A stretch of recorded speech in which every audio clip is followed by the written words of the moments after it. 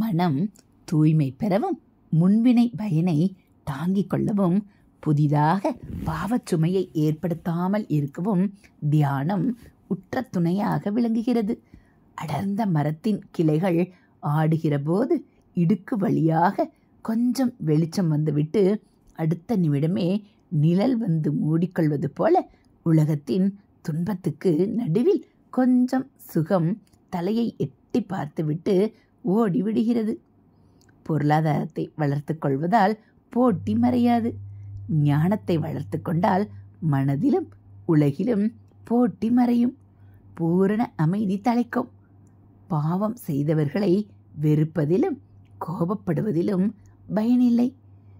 அவர்களுடைய மனமும் நல்லவர்களாக நல்ல வழியில் திரும்பி வாழ வேண்டும் என்று இறைவனிடம் பிரார்த்திக்க வேண்டும்.